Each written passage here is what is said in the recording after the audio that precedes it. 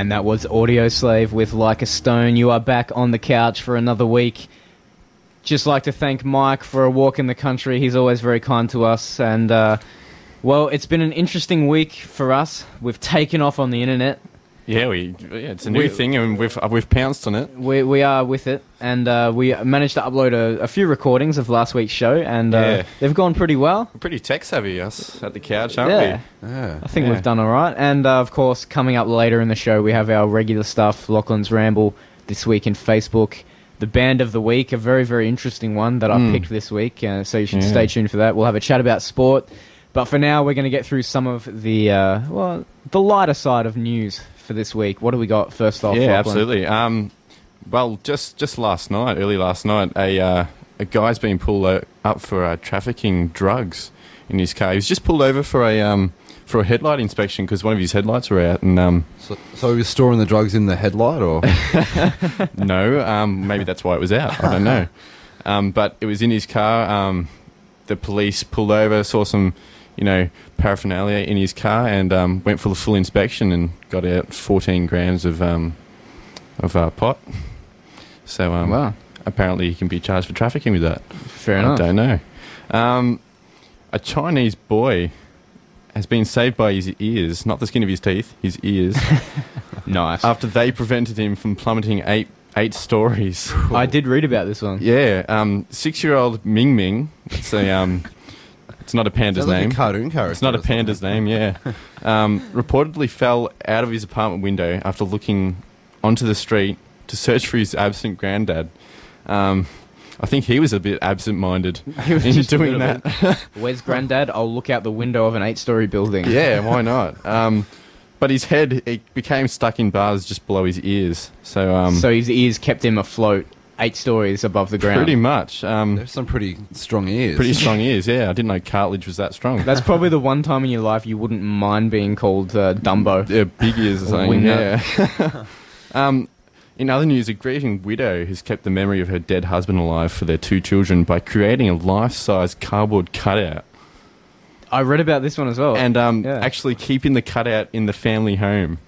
So what was the reason? The reasoning was because the mother didn't want her kids to forget the memory of their dad. Yeah, I believe so. Didn't want wanted a stronger image rather than, seeing him on his deathbed. I suppose, but yeah. So they made a full life-size cardboard cutout. Well, that's interesting because I remember reading in a magazine that in Japan there's these like cushions, and they're like as tall as they are as a human, and there's like a picture of a woman on there. Oh, actually, I read about that as well. Yeah, and they actually take him out to dinner and and treat him like... It's the latest romantic fad in Japan where men have become infatuated with these life-size cushions. Yeah. Yeah, I read it. But back to this one. I think it goes on to say in the article that the cardboard cutout actually attended the guy's own funeral. Yeah.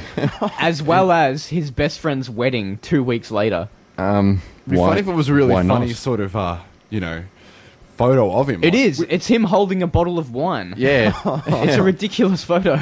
But he's got thumbs up as well. Yeah, pretty much. I think so, yeah. It's, I know we've actually got a segment dedicated to how far is too far later in the show. Yeah. Is that maybe a little bit too far? I think it may be a little too far, but I don't know. This wife seems pretty quirky. just a little bit weird. I wonder if she's still, Nah. Nah. I don't know. Cardboard gets a bit soggy, doesn't it? But they always say that. You should try to move on after these things. Try and find a new. Stop laughing. It's making it really hard to move on. Yeah. You should try to move on. How exactly do you move on when you've got a life-size cardboard cutout of your? I don't know. Late husband in your house. The only cardboard cutouts I know of are of movie stars and cartoon characters and stuff like that. Yeah. I don't know. Maybe replacing with Homer Simpson. I don't know. Very interesting. Have we got any more, or are we going to move on to our wider discussion a little bit later? For quirky news, that's about it. Do we want to go into some serious stuff? We'll move on to some serious. Yeah. I know there was an interesting one about the state of California. There was indeed. Well, the title is "Can Pot Save the World?" And It's with California looking down the barrel of the financial meltdown, even Donald Trump's toupee budget couldn't fix. Red Eyes activists are saying that the legalism of pot and taxing it could actually help the near-bankrupt state.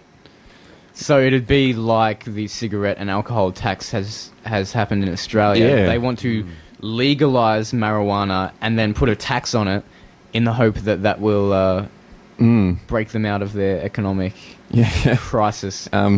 Interesting. Yeah, definitely interesting. I don't think it's the most ethical of ways to go about it. Probably not. But if they're desperate, I suppose it's a... One spin that I think they put on it, which is an interesting point, is someone said it would be for California what gambling is for Las Vegas or Nevada, where it's a tourist attraction. People come to your state to do that. Yeah, they'll have like pot cafes and stuff like that or something. Yeah. I don't know. I'm not sure that I can see that happening. They've actually got... they've collected 680,000... signatures in a petition to try and get this going.